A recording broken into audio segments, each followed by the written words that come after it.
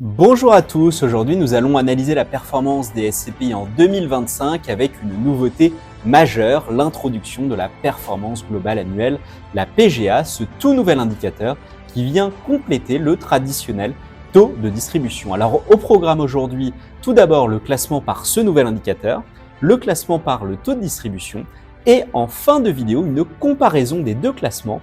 Et vous le verrez, ça vous réserve bien des surprises puisque le classement, le top 15 par performance globale annuelle, n'est pas du tout le même que le top 15 par taux de distribution.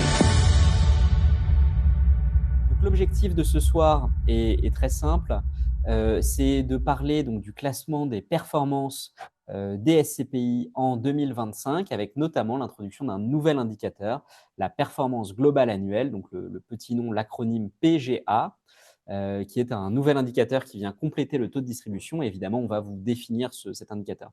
L'objectif de la présentation, c'est donc de séparer l'analyse en deux. Une première analyse qui va d'abord se focaliser sur l'analyse du classement par performance globale annuelle. Une deuxième analyse qui va se concentrer sur le taux de distribution, qui est donc l'indicateur un peu plus historique sur les SCPI. Et une dernière partie plutôt finale qui va à la fois comparer le classement par performance globale annuelle et par taux de distribution, ainsi que faire un récapitulatif des apprentissages et des tendances que nous observons sur le marché des SCPI pour 2026. Alors, pour toutes les personnes qui ont déjà posé la question, et voilà, évidemment, ce webinaire est enregistré. Il sera disponible dès demain sur notre chaîne YouTube Louvainvest. Donc, vous pouvez taper directement Louvainvest sur YouTube, vous devriez tomber sur nous. Vous êtes quasiment 13 000 déjà à vous être abonnés. Je vous invite évidemment à vous abonner à notre chaîne YouTube. C'est très simple, hein. Vous avez la petite icône cloche que vous voyez ici qui vous permet de le faire. Ça vous permet d'être notifié lorsque nous publions des vidéos, sachant que nous publions une vidéo par semaine sur des sujets variés, mais souvent autour de la SCPI en particulier, de l'investissement de manière plus générale, comme vous pouvez le voir également sur les quelques vidéos récentes. Vous pouvez également laisser des commentaires sur la vidéo de replay si jamais il y a des questions auxquelles nous n'avons pas répondu. Sur ce, on se jette dans le grand bain tout de suite et on revient sur le contexte 2025. Donc, pour rappel, le graphe de gauche vous présente l'évolution de ce qu'on appelle la collecte brute, c'est-à-dire l'argent investi sans compter les retraits. Donc, c'est vraiment les souscriptions réalisées sur le marché de la SCPI depuis 2015. Et donc, ce que vous voyez, eh bien, c'est que nous avons subi une très forte décélération, une très forte décroissance des volumétries entre 2022 et 2024, puisque nous sommes passés de 11,6 milliards à 4,7 milliards, mais que la reprise semble s'être engagée en 2025 avec une augmentation de 17% de la collecte brute qui est passée de 4,7 à 5,5 milliards. En parallèle, sur le graphe de droite, vous voyez un élément très intéressant qui est l'évolution des rendements moyens de tout le marché des SCPI, pareil depuis 2015. Donc, ces chiffres sont tirés de l'ASPIM, l'association un petit peu phare sur la SCPI. Et donc, ce qu'on observe, c'est donc qu'on a eu de 2015 à 2020 une tendance baissière tout à fait explicable, puisque ce qui se passait, c'est qu'en fait, pendant la période de taux d'intérêt zéro, eh bien, les rendements immobiliers s'étaient affaissés et donc toutes les acquisitions avaient tendance à diluer la performance et donc en fait à l'éroder. Depuis 2020, on observe une reprise de la performance qui s'explique par deux raisons. Alors, une première raison moins favorable qui est que certaines SCPI ont baissé leur prix de part du fait de la crise des taux, en tout cas de la hausse des taux. Et donc, cette baisse de prix de part vient mécaniquement augmenter le rendement, hein, puisque le rendement, c'est les loyers divisés par le prix de part. Donc, si le prix de part baisse, le rendement augmente mécaniquement. Et puis, évidemment, la deuxième explication de cette hausse du rendement moyen, eh bien, c'est le fait que les SCPI sont capables aujourd'hui d'investir dans un contexte plus favorable à l'immobilier et donc elles reconstituent progressivement la prime de risque. Donc elles achètent avec des taux supérieurs, ce qui vient progressivement reluer la performance, réaugmenter la performance. Alors je vois qu'il y a certaines personnes qui essayent de lever la main au cours du webinaire. N'oubliez pas que vous pouvez poser des questions directement sur l'onglet Q&R. Donc on vous répond en direct et on prendra également, en direct parce qu'on a des conseillers qui répondent directement pendant que je présente. Et à la fin de la présentation, on aura un petit moment ensemble durant lequel j'essaierai de répondre à des questions à la volée. Donc n'oubliez pas, vous avez l'onglet Q&R, questions et réponses directement sur Zoom. On continue Ce qu'on observe dans le marché, c'est une extrême polarisation de la collecte. Donc, on vous a présenté à gauche la collecte nette par SCPI sur l'année 2025. Et donc, ce que vous observez, c'est qu'on a vraiment, eh bien, sur les 5 premières SCPI, une collecte absolument monumentale. Transition Europe, 560 millions d'euros. Coram Origine, 532. Hirokozen, 513. Comet de chez Alderan, 399. Épargne Pierre Europe de chez Atlant, 292. Et Remake, 199.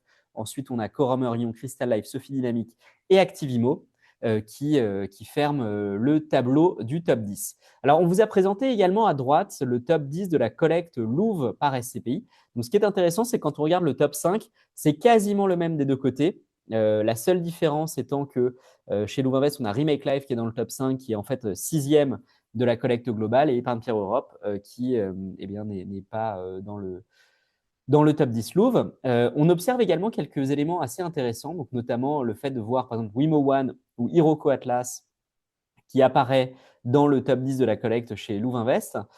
Et ce sont deux SCPI très, très, très récentes. Alors, Wimo One un peu moins qu'Hiroko Atlas, évidemment.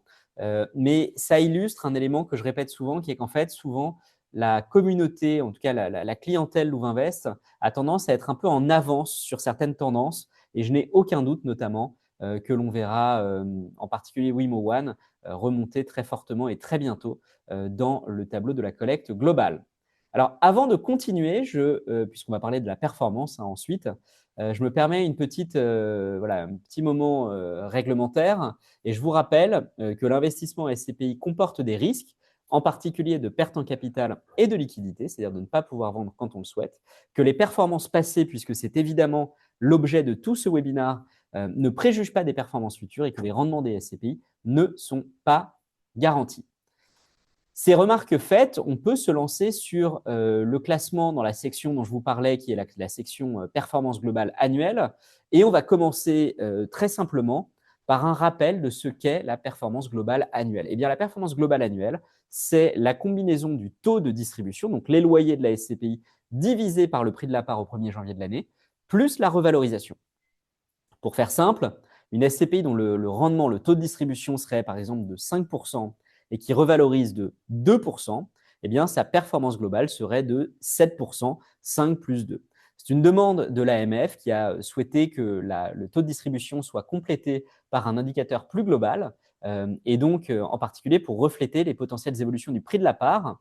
On peut imaginer que ce soit pour éviter que des SCPI, par exemple, qui baissent leur prix de part, affichent une performance, un taux de distribution positif, alors que, eh bien, en fait, on pourrait arguer que les investisseurs ont perdu de l'argent, puisque certes, ils ont eu un taux de distribution, mais la valeur de leur part aurait pu, par exemple, baisser. Voilà, donc c'est un nouvel indicateur que nous allons communiquer au cours de cette présentation. Donc, pour faire simple, là, sur cette première section, ce que je vais faire, c'est qu'on va regarder le top 15. Donc là, vous avez le top 15 des SCPI par performance globale annuelle. Et puis, on va analyser différents indicateurs de ces SCPI. Donc déjà, on va sans surprise commencer par vous donner la performance globale annuelle de chacune des SCPI du top 15. Donc la première, Wimo One, affiche 15,27% de performance globale annuelle en 2025. La deuxième, Sophie Dynamique, 14,04%. Reason, 13,90%. Hiroko Atlas, 9,41%. Momentime, 9,25%. Comet, 9%. EDR Europa, 8,75%. UPK 8,71, Transition Europe 8,60, Darwin 8,54. Je vous laisse lire les performances des 5 dernières qui complètent ce top 15. On a également fait une analyse qui consiste à regarder, pour celles évidemment pour lesquelles c'est possible, donc les SCPI qui avaient eh bien, en fait, une antériorité en 2024, de regarder leur performance globale annuelle 2024 pour comparer la performance 2025 à celle de 2024. Donc, quand le delta affiché, donc le delta, la différence est affichée en noir, c'est qu'elle est positive, donc la performance a augmenté entre 24 et 25. Quand elle est affichée en rouge, c'est qu'elle a baissé. Donc là, vous voyez par exemple que Comet a vu sa performance globale baisser, mais en fait, c'est principalement dû, et on y reviendra, au fait que le taux de distribution de 11,18 de Comet était un taux de distribution d'une très très jeune SCPI, et donc il avait naturellement vocation plutôt à baisser. Voilà, donc on observe qu'en revanche, sinon, sur ce top 15, eh bien, toutes celles sauf Comet qui avaient une performance globale annuelle en 2024, en tout cas pour lesquels on pouvait calculer une performance globale annuelle en 2024, se sont appréciés entre 2024 et 2025. On a également voulu compléter, en plus de cette fameuse performance globale annuelle, en vous rappelant le TRI, le taux de rentabilité interne, qui est un indicateur encore plus global, puisque à l'inverse de la performance globale annuelle, il prend aussi en compte l'impact des frais de souscription et donc la différence entre le prix d'achat et le prix de vente pour des parts de SCPI.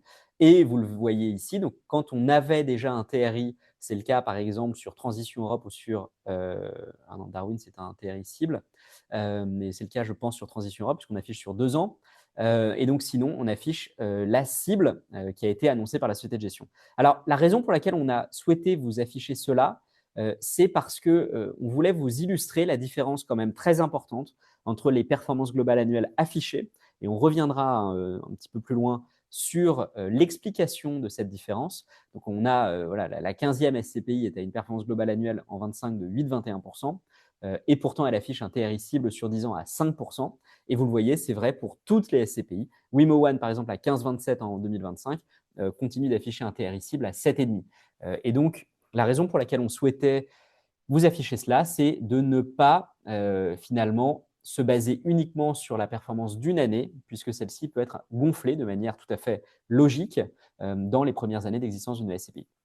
Vous voyez sur les 2 dernières colonnes 2 éléments très intéressants. Quasiment toutes, hormis la dernière, sont des SCPI diversifiées dans ce top 15 et quasiment toutes, hormis Optimal et Élévation Tertium qui investit dans les DOM-TOM, Drumcom, pardon, comme on dit désormais, eh bien, elles sont toutes européennes. Alors, elles peuvent avoir un petit peu de France, mais elles sont toutes européennes ou internationales. Un élément important qu'on voulait vous montrer, c'était finalement la comparaison entre 24 et 25, puisqu'on assiste réellement à une inflation de la performance des SCPI sur ces dernières années. Le PGA moyen, enfin la performance globale moyenne des 3 meilleurs SCPI en 2025 est de 14,04%, là où en 2024, elle était de 10%, donc c'est énorme. On est sur un saut de 40% sur la performance du top 3. Et petite anecdote, la numéro 1 de 2024 ne ferait même pas partie du podium de 2025. Donc voilà, vraiment, on assiste en ce moment à un moment extrêmement propice pour les SCPI qui se lancent. Voilà. Moment extrêmement propice également pour les SCPI qui n'ont pas de frais d'entrée, qui sont ici indiqués avec une petite couleur jaune. Excusez-moi, hop, petite couleur jaune.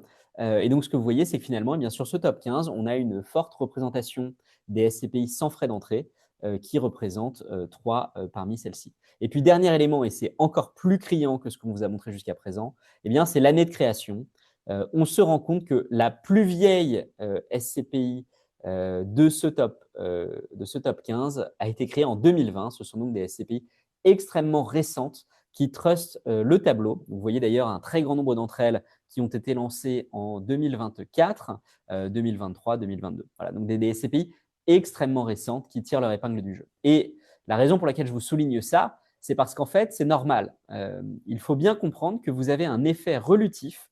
Je vous donne un exemple très simple. Une SCPI qui, par exemple, a un délai de jouissance, donc une période durant laquelle un investisseur ne sera pas éligible à la perception des loyers de 3 mois, eh bien, si cette SCPI est capable d'investir l'argent qui a été mis dans la SCPI en moins de 3 mois, eh bien, elle a déjà les biens commencent à verser des loyers, mais ces loyers sont versés non pas sur les personnes qui viennent d'investir, mais sur celles qui ont investi il y a 3 mois. Et donc, en fait, la somme de l'immobilier qui génère des loyers est basée sur la somme des montants investis jusqu'à maintenant, mais on paye tous les associés qui ont investi, par exemple, jusqu'à il y a 3 mois. Et donc, notamment, pour les SCPI très jeunes, pour lesquels le stock est quasi nul. Donc, en fait, le nombre d'associés d'il y a 3 mois est très faible par rapport au nombre d'associés aujourd'hui. Eh bien, vous avez ce qu'on appelle l'effet relutif du délai de jouissance qui vient booster cette performance. Et donc, il y a 2 critères qui sont importants. Le premier, c'est la capitalisation. Plus la SCPI est grosse, plus sa capitalisation est importante, moins cet effet est marqué, puisque par définition, eh bien, c'est dilué. On a déjà le nombre de nouveaux associés est faible par rapport à l'encours. Et deuxième élément, c'est la dynamique de collecte. Si vous avez une SCPI qui collecte très fort et qui collecte de plus en plus, eh bien, son ratio collecte sur stock est important. Et donc, plus ce ratio est important, plus la relution va être élevée. Et donc, pour une SCPI récente, dont par exemple le taux de distribution réel des actifs serait de, mettons, 7%, eh bien, elle peut tout à fait afficher des performances de plus de 15%, mais progressivement, sur quelques années, converger vers ce taux de distribution réel des actifs. Et donc, vous avez tous les ans eh bien, cette espèce de prime à la jeunesse qu'on a vu dans le tableau juste avant. Et donc, je rappelle qu'il n'y a pas de raison, quand le taux de distribution réel des actifs, donc en fait, le taux de rendement auquel on achète les actifs est par exemple de 7%, eh bien, les gestionnaires ne sont pas des magiciens, c'est vraiment de l'arithmétique qui permet d'avoir un taux de distribution supérieur et on doit mécaniquement reconverger vers ce taux de distribution réel des actifs. Alors, dans cette slide, on souhaitait vous illustrer la différence finalement entre les SCPI européennes et les SCPI françaises. On observe que la performance globale des SCPI européennes est largement supérieure à celle des SCPI françaises. Alors, attention, on pourrait se dire que c'est parce que les SCPI européennes sont par défaut bien meilleures. On le verra tout à l'heure sur la partie TD, c'est en partie vrai, mais pas uniquement. Il y a aussi le fait que en fait, les SCPI françaises sont en moyenne des SCPI plus anciennes et que ces SCPI plus anciennes sont également celles qui souffrent le plus de potentiel dévalorisation. Et donc, ce sont celles pour lesquelles eh bien, la performance globale annuelle peut être fortement impactée à la baisse par de potentielles dévalorisations. Et donc, finalement, les SCPI européennes qui sont généralement plus récentes sont moins touchées par ces effets. Voilà, donc on vous montre les stats, hein. Dans le top 5, vous avez 80% de SCPI européennes, dans le top 10, 80%, dans le top 15, 67%. Donc évidemment, eh bien, il y a une très forte surreprésentation. C'est ce qu'on vous rappelle là. Deux éléments. Donc le fait qu'elle soit lancée récemment, comme on l'a vu tout à l'heure, ça a tendance mécaniquement à aider. Et deuxième élément, le taux de distribution pour les SCPI européennes est calculé brut de fiscalité étrangère. Il y a une fiscalité à la source qui n'est pas déduite quand on affiche le taux de distribution des SCPI européennes. Ces deux effets combinés tendent naturellement à marquer plus fortement la différence entre les SCPI françaises et les SCPI européennes. En revanche, on voit quand même que le PGA moyen a eu tendance à augmenter, que ce soit sur les SCPI françaises ou les SCPI européennes, entre 2024 et 2025. Alors j'espère que cette vidéo vous plaît, n'hésitez pas à nous poser toutes vos questions directement dans les commentaires, on vous y répond. N'oubliez pas non plus que vous pouvez prendre un rendez-vous avec l'un de nos conseillers, le lien est dans la description, c'est totalement gratuit. Vous pouvez également accéder à notre simulateur de portefeuille, dont le lien est également dans la description. Voilà, ça clôture la première partie de cette analyse qui consiste à analyser le PGA. Et donc, on va maintenant faire la même analyse sur le taux de distribution pour voir si finalement, eh bien, les constats sont les mêmes, sachant, comme je vous le rappelle, restez bien jusqu'à la fin, parce qu'après, on a une comparaison en fait, de ce top 15 par performance globale annuelle et par taux de distribution. Et donc, on verra si finalement, ce sont les mêmes SCPI ou non qui sont dans les deux classements. Alors, ici, voilà, on retrouve le top 15, donc je vous affiche les taux de distribution.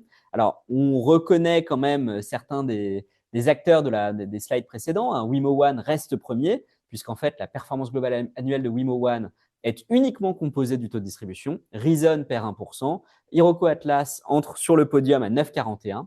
Momentime 9,25. Sophie Dynamic 9,04. Donc, on se rend compte qu'elle avait une part de revalorisation dans sa performance globale.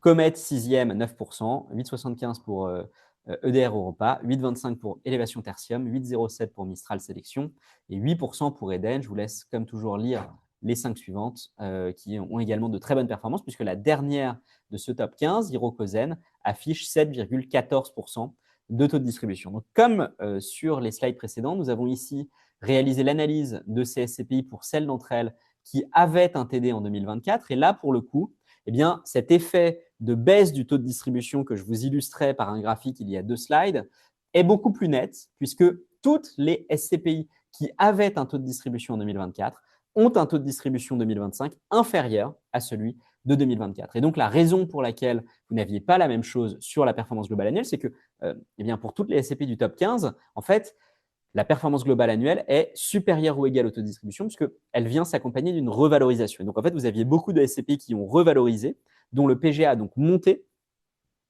et ce qui n'est pas le cas ici. Donc, ce taux de distribution qui illustre parfaitement cette baisse et cette convergence naturelle du rendement vers le taux de distribution cible réel des actifs. Alors, on a ajouté ici le TRI, pareil, donc vous pouvez comparer, regarder les différentes SCPI sur lesquelles vous seriez potentiellement intéressé, vous rendre compte que eh bien, finalement, elles affichent toutes ou presque un TRI cible inférieur à leur taux de distribution 2025. Il me semble que la seule pour laquelle ça n'est pas le cas, c'est Élévation Tertium, qui affiche un taux de distribution de 8,25 en 2025 pour un TRI cible à 10 ans de 9%. On repère également ici qu'elles sont toutes diversifiées. Cette fois, il n'y en a pas une seule qui soit ce qu'on appelle thématique et elles sont pour l'immense majorité d'entre elles investies hors de France principalement. On fait la même analyse donc du coup du classement. Alors là, l'analyse est un petit peu différente puisqu'effectivement la première de 2024 serait troisième en 2025, mais on observe toujours un véritable creux, un véritable trou qui s'est creusé avec une augmentation très forte du taux de distribution moyen des 3 meilleurs SCPI en 2025 par rapport aux 3 meilleurs SCPI en 2024. Nous avons donc voulu également ici illustrer les performances des SCPI sans frais d'entrée. Donc, vous voyez que pour le coup, sur la partie pure taux de distribution, vous avez énormément de SCPI du top 15 qui sont des SCPI sans frais d'entrée, puisque vous en avez 5. C'est un tiers du top 15, alors qu'elle représente évidemment bien moins d'un tiers de la gamme complète disponible de SCPI. Pareil, même constat que sur la performance globale annuelle, nous sommes sur des SCPI qui sont pour l'écrasante majorité jeunes, voire très, très jeunes. La plus vieille d'entre elles, l'Irocosen, a été créée en 2020. Toutes les autres sont des SCPI toutes récentes, ce qui illustre une fois de plus cette espèce de prime à la jeunesse dont je vous parlais il y a un instant. Alors, quand on analyse les taux de distribution par stratégie, on se rend compte que toutes les stratégies ne sont pas égales et notamment, on observe que les SCPI diversifiés, cela dit, ça n'est pas très surprenant par rapport à ce que l'on vient de voir, sont très largement au-dessus du lot en termes de performance, à 7,33%. Donc ça prend le panel global des SCPI analysés, il y en a 83, me semble-t-il. On observe que, évidemment, le résidentiel est plus bas, donc ça, c'est une constante, on le voit dans chacune de nos analyses. Et les bureaux, on le voit, les bureaux qui sont la deuxième pire classe d'actifs, si je puis dire. Et ça, évidemment, c'est une tendance qu'on observe depuis un petit moment avec les SCPI de bureaux en souffrance assez marquée, avec des changements de consommation du bureau, notamment évidemment le télétravail, qui ont un petit peu rebattu les cartes sur les types de bureaux et les types d'actifs qui sont intéressants. Alors voilà, petite note quand même, pour toutes les classes d'actifs très particulières, hôtels, logistique, résidentiel, on a quand même très peu de SCPI représentés dans l'échantillon. Voilà, donc des statistiques à prendre avec des pincettes. En revanche, celles pour lesquelles on en a plus, bureau, commerce, diversifié, santé, voilà, on a un petit peu plus de matière pour pouvoir tirer des statistiques un peu plus fiables. Donc ça, c'est ce que je vous indiquais. La performance des SCPI diversifiés qui augmente assez conséquemment entre 2024 et 2025.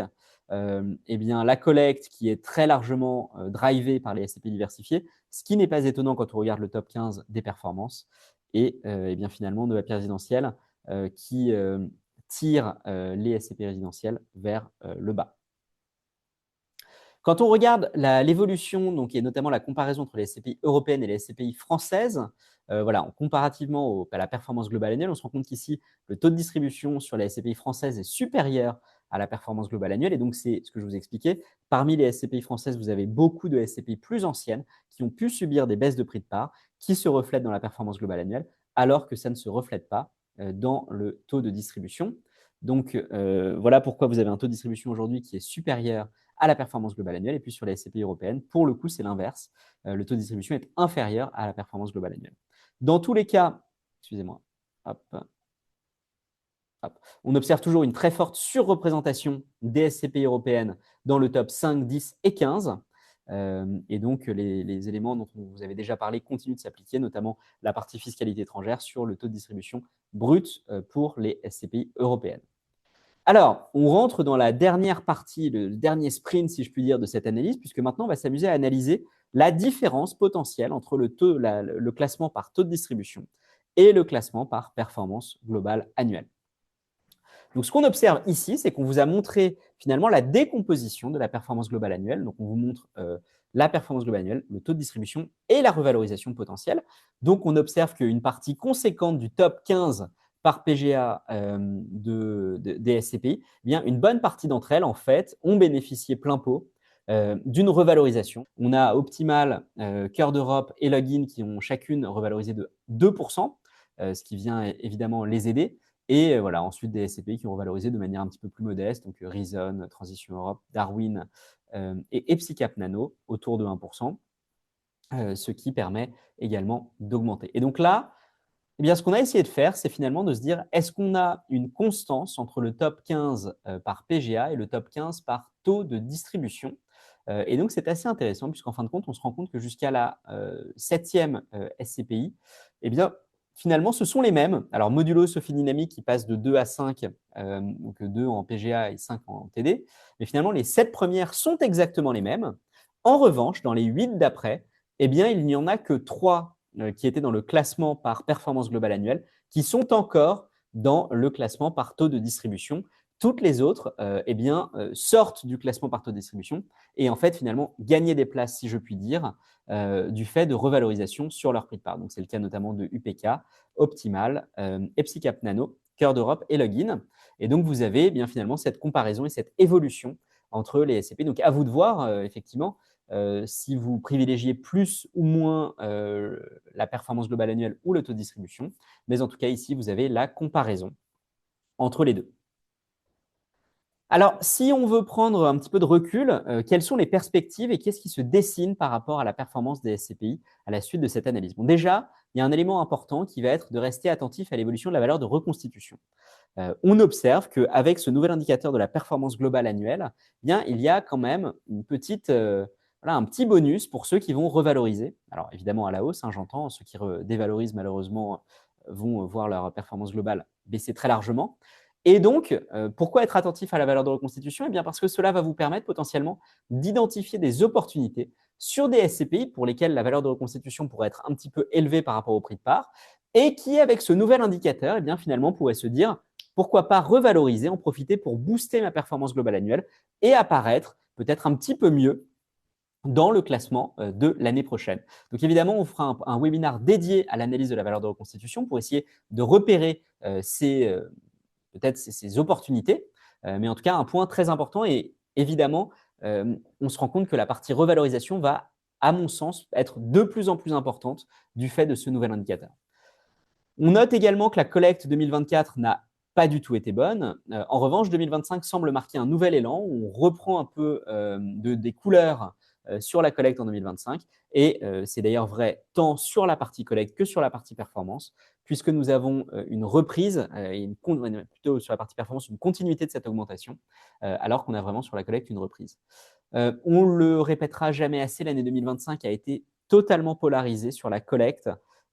Et en fait, finalement, on se rend compte qu'on a un petit groupe, un petit groupe de têtes, puis un peloton qui collecte quand même un petit peu, mais pas non plus énormément, avec un certain nombre de SCPI pour le coup, pour lesquels la collecte est à l'arrêt complet. Donc voilà, on continue d'avoir cette segmentation entre les SCPI. C'est vrai que ce n'est pas facile puisqu'on observe un certain nombre de SCPI plus anciennes, avec des capitalisations plus importantes, pour lesquelles il semble très compliqué de retrouver un nouveau souffle par rapport eh bien, finalement à des véhicules qui se lancent, qui n'ont pas d'historique, qui sont capables de saisir de bonnes opportunités, de bénéficier de l'effet évolutif du délai de jouissance, donc d'afficher de très belles performances et qui enclenchent un cycle vertueux extrêmement rapide. On se rend également compte que la SCPI, qui est à la fois européenne et diversifiée, est aujourd'hui le standard. On rappelle qu'il y a quelques années, ça n'était pas le cas. La SCPI thématique était plutôt ce qui était en vogue. Ça n'est plus du tout le cas aujourd'hui. Les SCPI opportunistes diversifiés partout en Europe sont vraiment le portrait robot de SCPI qui fonctionne bien.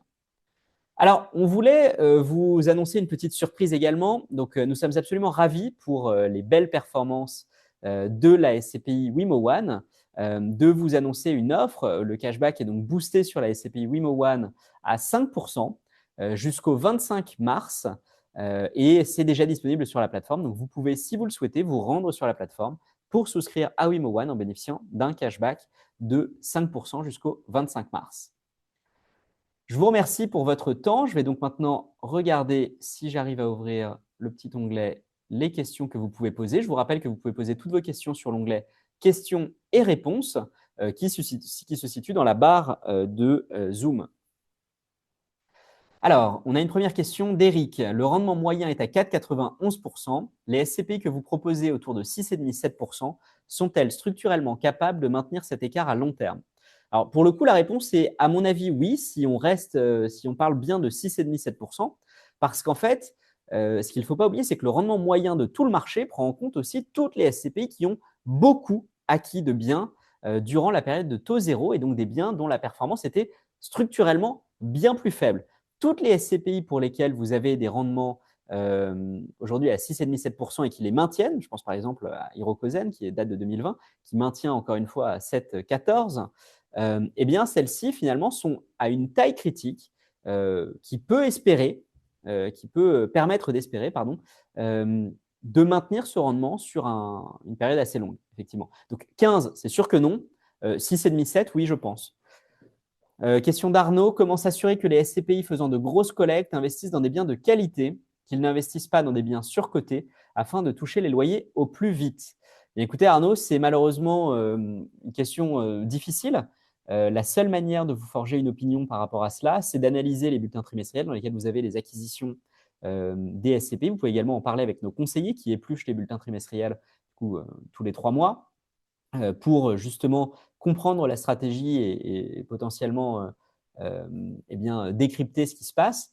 Mais c'est une évidence, hein, c'est la question que tout le monde se pose. Donc voilà, il faut se renseigner et faire sa recherche. Alors, quelqu'un nous indique qu'il préférerait que l'on affiche le report à nouveau. Donc, c'est vrai qu'il peut y avoir des petits sujets par rapport au report à nouveau. Effectivement, c'est une information qu'on n'a pas encore, donc on ne peut pas l'afficher, mais je note peut-être pour les prochaines fois. Bertrand qui nous pose la question de savoir si la partie revalorisation sur les sites Louvainvest est mise à jour et à quelle fréquence après, et à, pardon, à quelle vitesse après la diffusion du dernier rapport. Donc généralement, quand une SCPI émet un rapport trimestriel, on essaye de le mettre à jour dans la semaine. On a pas mal d'outils qui tournent en permanence pour analyser les rapports et les détecter. Donc normalement, on essaye de le faire au plus vite. Olivier qui nous pose la question concernant l'échantillon de SCPI analysé. Donc non, Olivier, ce ne sont pas les 200 SCPI du marché. Ce sont 83 SCPI, donc ce ne sont pas que celles commercialisées par Louvre. Ce sont 83 SCPI que vous pouvez retrouver sur notre Open Data. Vous remarquerez que l'Open Data n'a pas les 200 SCPI du marché. D'ailleurs, je rappelle que 200, en fait, c'est un chiffre assez trompeur, puisqu'en réalité, sur les 200 SCPI du marché, il y a énormément de SCPI à capital fixe qui ne sont pas dans le champ de nos analyses en temps normal. Voilà, mais ce sont les SCPI que nous analysons sur l'Open Data.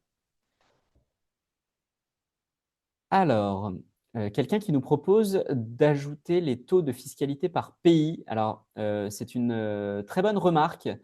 Ça fait très longtemps qu'on en parle. On en parlera avec l'équipe marketing, effectivement. Je crois qu'en plus, on a la donnée. Donc, c'est vrai que ça vaudrait le coup d'en faire un article eh bien, pour le mettre en avant. Serge qui nous pose la question de quoi penser des SCPI dont le taux d'endettement est élevé, par exemple 25 à 30%. J'ai envie de dire que ça dépend un petit peu. Il y a des SCPI qui font ça pour permettre d'aller un peu plus vite dans une période dans laquelle ils ont ce qu'on appelle un bon pipe, donc de bonnes acquisitions en ligne de mire. Donc en fait, le taux d'endettement, à mon avis, n'est pas nécessairement un problème.